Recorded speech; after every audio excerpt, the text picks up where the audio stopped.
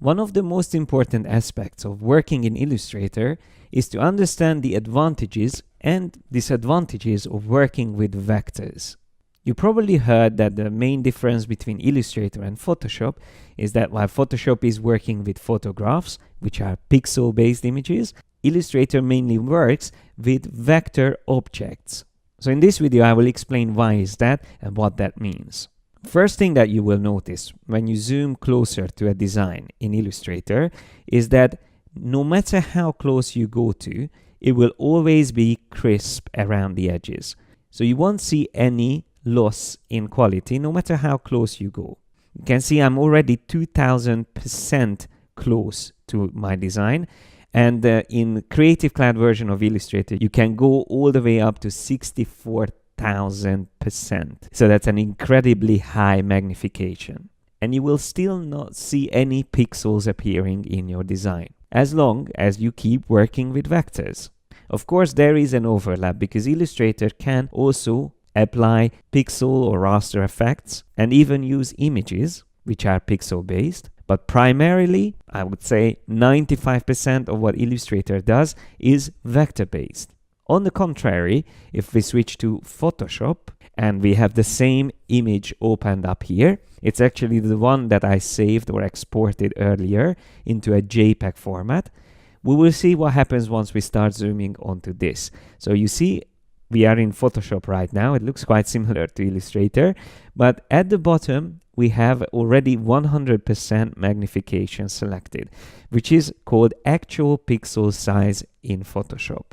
Any further magnification than this will start revealing pixelation. So if I zoom in using Command+, you already start to see some kind of loss in quality. But the further I zoom in, the more you will see the problem. And after a while, you actually start to see the pixel grid. So in case of a low resolution image, you will see a lot of pixels appearing in all of the details. And in case of pixel images, you will always be limited by the amount of pixels you have. The way you can find out about the amount of pixels is by right-clicking and holding down your mouse on the status bar, which will reveal exactly the amount of pixels you have in the document.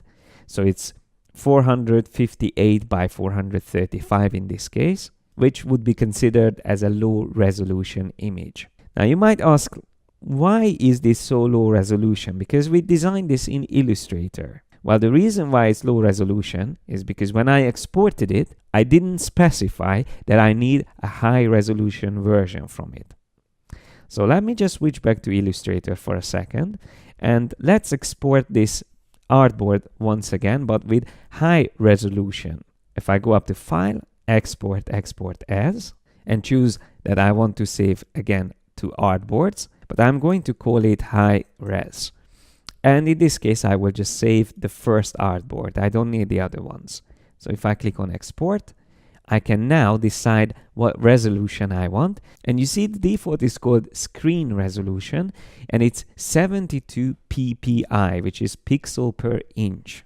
Now that is used mainly for web design, but it's not big enough or high resolution enough for a print.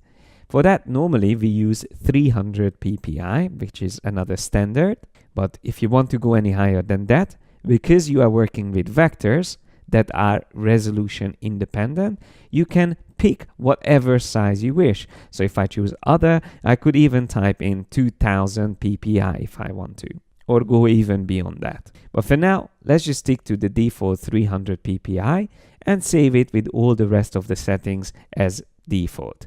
So if I click OK, I can open up that file and we will see the difference. So first of all, the difference here that I can see is the original was 603 kilobytes. That's the file size. And this new one is slightly bigger, 753, but it will be much higher resolution. So if I open this one up in Photoshop, you can see that by default, it is actually 33% the magnification. And if I use Command 1 or Control 1, I can zoom to the actual pixel size, the 100%, And that already shows how much more detail we have in this image. But just to double check, I can right click on the status bar, and yes, I can see it's slightly more than 4 times bigger. So once again, to compare the two, you can see if I zoom slightly close to the same detail level, we can compare the two of them and see how much better the high resolution image looks. But don't forget, no matter how big you save a raster image format like a JPEG or PNG file, you will always have pixelation after a while. So if I zoom close, even here we will start to see loss and degradation in the quality. So let's see what happens if we look at the photograph. Here I have a nice big panorama, and this is actually an image that I stitched together using the photo merge feature in Photoshop. The reason I'm showing this example because this is a very high resolution image. If we look at the bottom on the status bar, we can show it's above 10,000 pixels for the width of this document. So this would be considered definitely a very high resolution image. And that means if I keep zooming into a detail like this little hut here on the left, you will see that even zooming in this close, we still haven't reached the actual pixel size. So if I keep zooming even closer, there's still more details. And now I reached beyond 100%. So I'm now above the actual pixel size. So if I would continue zooming any closer than that, after a while, we will start to see the pixels. But when I zoom further backward, I can press Command 1 to quickly jump back to the actual pixel size. Now I can see that this is definitely a very high resolution image. So although Photoshop and raster images are limited to the amount of pixels they have, they can still hold a lot of details depending on the original amount of pixels. Now, of course, having a lot of pixels in a file means also the file size itself will be very big. And that is another advantage of an Illustrator file, is that when you work with vectors, you are not increasing the file size as much. So even with more complex designs like this, the file size will be only a few megabytes, while that photograph I showed you, the panorama, can already be around 10-20 megabytes, depending on the compression you use. Now there's one other interesting option in Illustrator called Pixel Preview from the View menu, which can actually show you, with the current size of your artboard, how much detail you would get once you export into a raster or pixel format. So if I choose Pixel Preview and I zoom closer into this design, I can see how much detail it will have. So it's almost like looking at the already exported pixel or raster format of this current design. It's almost like working in Photoshop, so anything beyond 100% will start to pixelate. And you can switch back, of course, at any time to the normal view, where you have the crisp and nice sharp vector outlines. So to summarize the difference between working with pixels and vectors, the main advantage of vector design is that there is no restriction on print size, so all the graphics are resolution independent, and your file size will always be quite small compared to a raster image. The only real disadvantage of vector images is that it's hard to make things look photorealistic. That's why it's mainly used for illustrations.